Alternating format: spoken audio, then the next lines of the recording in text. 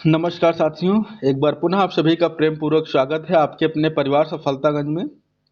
और मैं तेजवीर सिंह आप लोगों के समक्ष आ चुका हूं। कांस्टेबल की परीक्षा 17 तारीख को हुआ मॉर्निंग शिफ्ट में जो एग्जाम है उसकी हिंदी सॉल्व कराने।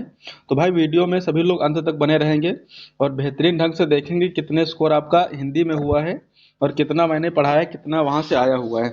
तो भाई, जैसा कि बहुत बड़े यूट्यूबर तो खैर नहीं हैं हम, लेकिन जो बहुत बड़े बड़े यूट्यूबर बनते हैं, दावा करते हैं कि ये करा दिया वो करा दिया। तो फिलहाल हमने भी जो कुछ पढ़ाया है उसके आधार पर भी मैं भी बात कह सकता हूँ। तो फिलहाल देखिएगा, ज़्यादा बड़ी बड़ी बातें नहीं मारूंगा और जल्दी जल्दी इसको सॉल्व कराऊंगा। और आप लोग वीडियो को अंत तक अवश्य देखेंगे, चैनल को लाइक करेंगे और सब्सक्राइब करेंगे, ज़्यादा से ज़्यादा इसको शेयर करेंगे भाई। तो जैसा कि पहला क्वेश्चन आप लोगों के समझ आ चुका है भाई, पहला क्वेश्चन आप लोगों के समझ आ चुका है। 39 नंबर क्वेश्चन से यहाँ पर स्टार्ट हो रही है हिंदी, और इसमें मैं बात करूंगा तद्भव शब्द कौन सा है। तो यहाँ पर बताएंगे भाई 39 का तद्भव कौन सा है। तो भाई इसमें है ए ऑप्शन सही होगा आपका। जो जवाब होगा ए ऑप्शन सही होगा। काज शब्द जो है वो साथियों तद्भव है। यहाँ पर जिस बालक ने भी किया है वो उसने गलत किया है। काज नहीं होता साथियों, कार्य होता है। यहाँ पर क्या होता है, अगर तत्सम की बात करेंगे तो तत्सम कार्य होगा और काज शब्द जो होता है वो साथियों तद्भव होता है। तो यहाँ पर 39 का ए सही होगा।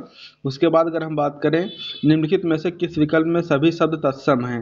तो सभी तत्सम, जो सभी शब्द तत्सम किसमें है भाई, तो यहाँ पर गधा नहीं होगा और यहाँ पर पलंग नहीं होता है, नाक नहीं होता है। तो इसका मतलब यहाँ पर बी जवाब सही होगा। नव्य और स्वर्णकार बिल्कुल सही है। 40 का दूसरा सही होता है। 41 का अगर हम बात करें नलिन और राजीव शब्द में से किसके पर्यायवाची हैं।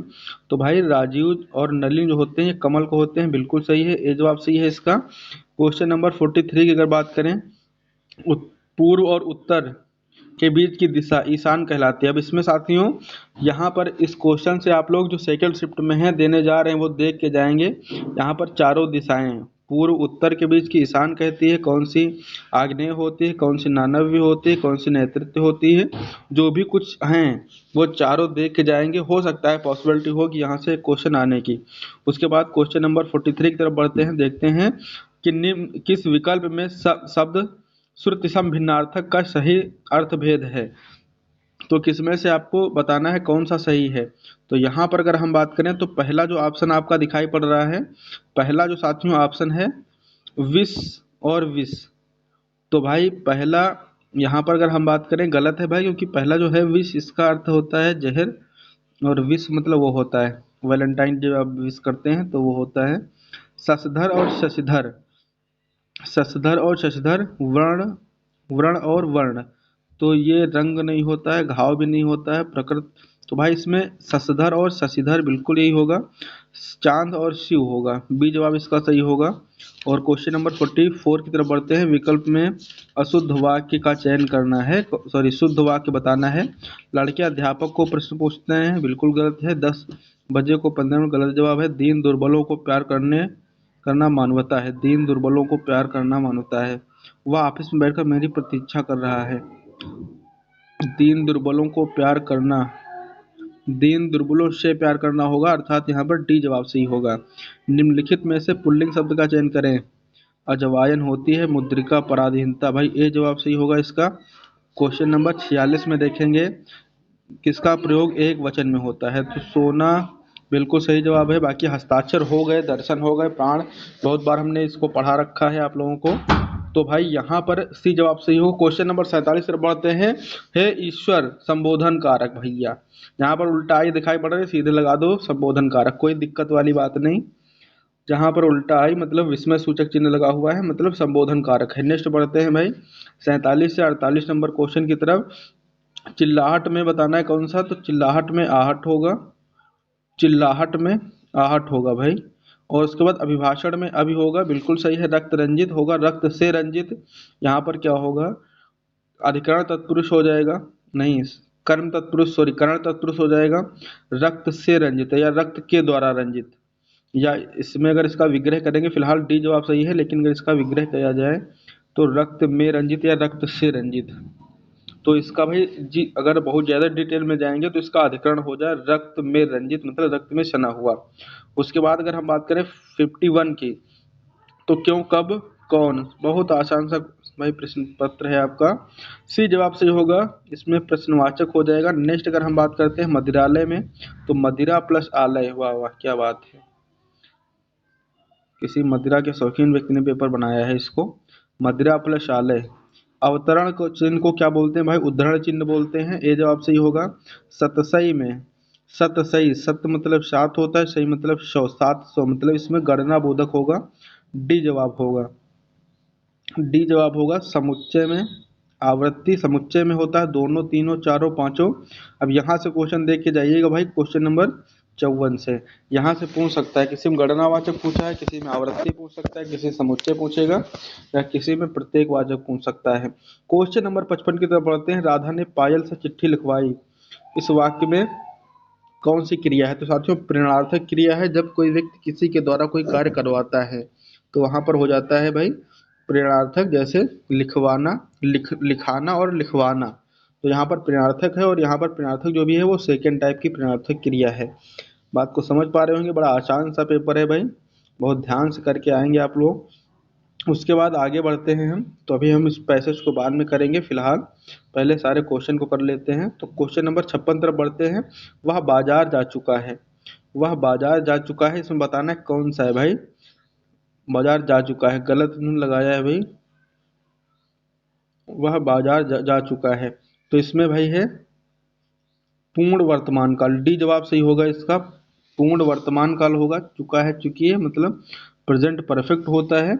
और आसन्न भी हो सकता है, जा चुका है मतलब अभी रिसेंटली गया है। आसन्न भूतकाल में क्या होता है, कोई कार्य तुरंत अभी समाप्त हुआ हो। तो इसमें जो इस वाक्य का भावार्थ आप समझ रहे हैं, तो वह बाजार जा चुका है, इसका मतलब अभी अभी गया है। जैसे आप किसी से बात करते हैं और बोलते हैं कि वह अभी निकल चुका है, इसका मतलब कुछ समय पहले ही निकला है। और जब ऐसा हो जाता है तो ये पूर्ण वर्तमान भी हो जाता है। तो दोनों ऑप्शन दिए हुए हैं, ये बहुत अच्छा किया है। तो एक क्वेश्चन काल से भी आएगा, बहुत ध्यान से आप सभी पढ़ के जाएंगे। राम अभी सोएगा, राम अभी सोएगा, कौन सा वाच्य है साथियों? कृतवाच्य है इसमें, क्योंकि कर्ता की प्रधानता है। और इसमें अगर हम बात करें तो कृतवाच्य वाक्यों में सकर्मक और अकर्मक दोनों प्रकार की क्रियाओं का प्रयोग किया जाता है। यहीं पर अगर हम कर्ता की प्रधानता की जो बात कर रहे हैं, यहाँ पर कर्ता अगर हम स्त्रीलिंग कर दें तो हो जाता सीता अभी सोएगी, मतलब क्रिया में चेंज हो जाता है, अर्थात कर्ता की प्रधानता है, कर्ता को बदलने से क्रिया में परिवर्तन हो जा रहा है। क्वेश्चन नंबर 58, तिल का ताड़ बनाना, मुहावरे का अर्थ है मतलब साधारण बात को बहुत बढ़ा चढ़ाकर कह देना, तिल का ताड़ होता है। परोक्ष का भाई प्रत्यक्ष होता है, बिल्कुल सही है। चमड़ी जाए पर दमड़ी न जाए लोकोक्ति का अर्थ है। तो भाई देखेंगे नेक्स्ट क्वेश्चन, चमड़ी जाए पर दमड़ी न जाए, तो चमड़ी जाए पर दमड़ी न जाए, इसका जवाब जो होगा साथियों वो क्या होगा?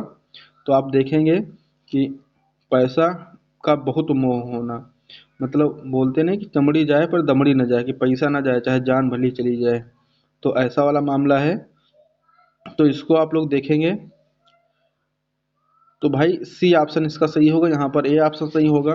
क्रोध भाई होता है रौद्र का होता है, सभी को पता है। सोरठा के सेकंड में इन्होंने गलत लगाया है भाई, सोरठा के सेकंड में 13 मात्राएं होती हैं, सेकंड और फोर्थ में, क्योंकि जो सोरठा होता है दोहे का जस्ट अपोजिट होता है। और दोहा के पहले और तीसरे में 13 होती हैं, और दूसरे चौथे में 11 होती है, और इसी का अपोजिट करते हैं तो सोरठा के पहले और तीसरे में 11, दूसरे चौथे में 13 मात्राएं होती हैं। निम्नलिखित में से किस अलंकार में समान धर्म होना अनिवार्य है? तो समान धर्म भाई उपमा में होता है। समान धर्म किस में होता है? उपमा में होता है। और समान धर्म होता क्या है कि जिससे आप मतलब कि किसी चीज को कंपेयर करते हैं, तो वहां पर जो क्वालिटी होती है वो होना अनिवार्य होगा। जैसे अब आप बात करते हैं पीपर पात सरिस मन डोला, तो यहाँ पर समान धर्म क्या होगा? डोलना, क्योंकि आप कंपेयर कर रहे हैं पीपल के पत्ते और मन से। तो मन और पीपल के पत्ते में जब आप कंपेयर करते हैं तो दोनों में जो मेन कॉमन चीज है डोलना, अगर वही नहीं होगा तो आप उपमा कैसे बनाएंगे? तो उपमा में अनिवार्यता जो होती है वो होती किसकी भाई? साधारण धर्म की अनिवार्यता होती है। क्वेश्चन नंबर नेक्स्ट देखते हैं भाई, क्वेश्चन नंबर 64, भाग शब्द का नेखार्थी शब्द किस विकल्प में नहीं है?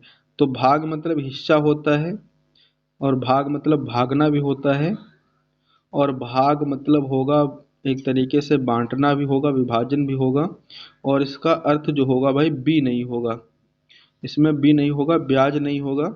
आगे हम बढ़ते हैं भाई, आगे अगर हम पैसेज की तरफ बढ़ते हैं तो पैसेज में देखेंगे भाई, पैसेज तो खैर आसानी सा होगा। तो इसको पढ़ते हैं कि भारत भयंकर अंग्रेजी मोह की दुर्वस्था से गुजर रहा है, मतलब बहुत ज़्यादा अंग्रेज बन रहे हैं लोग, उसी की दुर्व्यवस्था मतलब खराब व्यवस्था से गुजर रहा है। इस दुर्व्यवस्था का एक भयानक दुष्परिणाम यह है कि भारतीय भाषाओं के समकालीन साहित्य उन लोगों की दृष्टि नहीं पड़ती जो विश्वविद्यालय के प्राय सर्वोच्च छात्र थे, मतलब जो बहुत ज़्यादा काबिल हो गए हैं वो भारतीय भाषाओं के साहित्य पर ध्यान नहीं देते हैं। उसके बाद बात करें, और अब शासन तंत्र में ऊंचे ओहदे पर काम कर रहे हैं। इस दृष्टि से भारतीय भाषाओं के लेखन केवल यूरोपीय और अमेरिकी लेखकों से ही हीन नहीं है, बल्कि उनकी किस्मत मिस्र वर्मा, इंडोनेशिया, चीन और जापान के लेखकों से भी की किस्मत से भी खराब है, क्योंकि इन सभी देशों के लेखकों की कृतियां वहाँ के अत्यंत सुशिक्षित लोग भी पढ़ते हैं। केवल हम ही हैं जिनकी पुस्तकें यहाँ के तथाकथित शिक्षित शिक्षित समुदाय की दृष्टि प्राय नहीं पढ़ती है, मतलब भारत के जो लेखक हैं उनकी किताबें यहाँ के काबिल लोग नहीं पढ़ते हैं, जबकि अन्य देशों के लोग क्या करते हैं कि वहाँ के लेखकों द्वारा लिखा हुआ साहित्य पढ़ते हैं, और हम लोग बहुत अंग्रेजियत अंग्रेजी झाड़ने चक्कर में रहते हैं।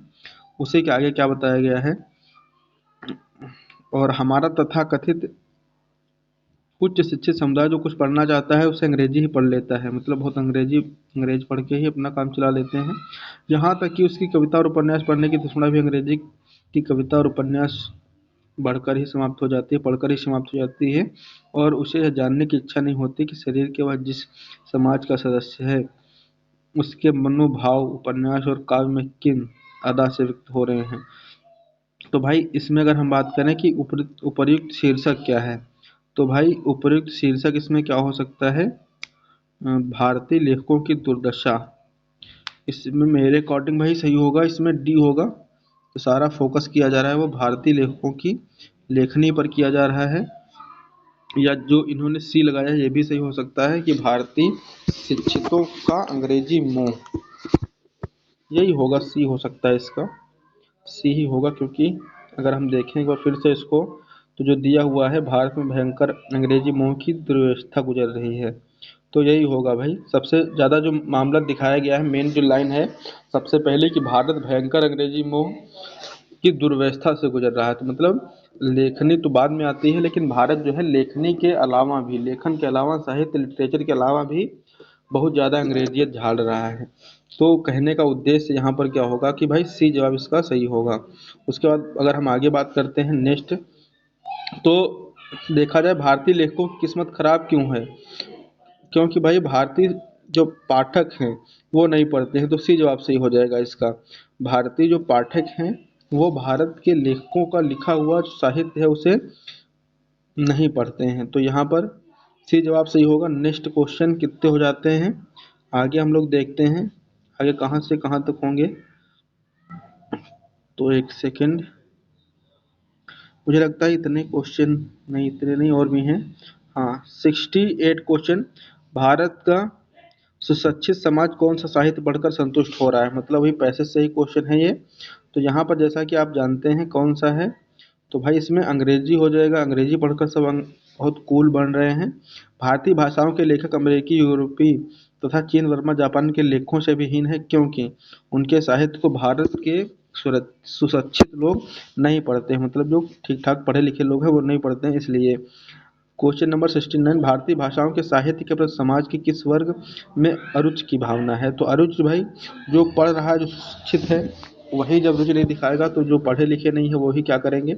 तो नेक्स्ट हम इस क्वेश्चन नंबर 70 तक बढ़ते हैं। बिल्कुल भाई सही है, अभी तक कोई क्वेश्चन आपका गलत नहीं होगा, 100% गारंटी है, श्योरिटी है।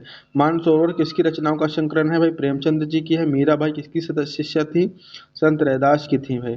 उसके बाद पश्चिमी हिंदी में संबंध रखती है, पश्चिमी हिंदी कौन सी रखती है भाई, तो पश्चिमी हिंदी भाई बांगरू है। बांगरू किसे बोलते हैं, तो भाई हरियाणवी को बोलते हैं, हरियाणवी को।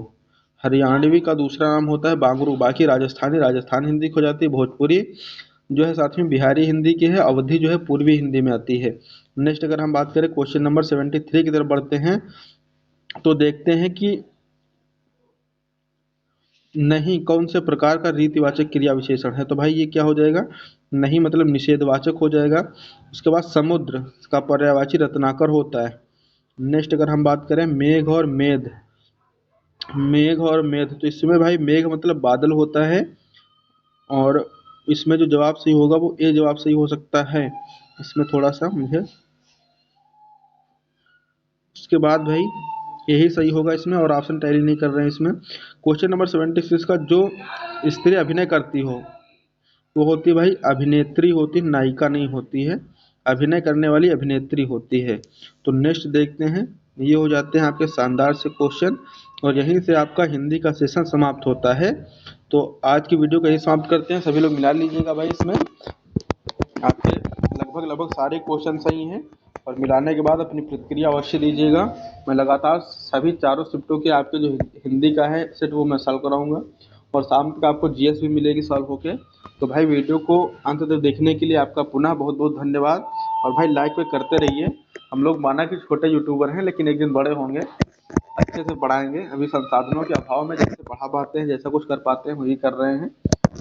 तो खैर कोई बात नहीं, वीडियो को लाइक करिएगा और बेहतरीन ढंग से अपनी पढ़ाई करिएगा। आज के सेशन को यही समाप्त करते हैं, मिलते हैं आपसे नेक्स्ट वीडियो में। तब तक के लिए आप सभी का बहुत बहुत धन्यवाद। Thank you. जय हिंद, जय भारत, वंदे मातरम, भारत माता की जय।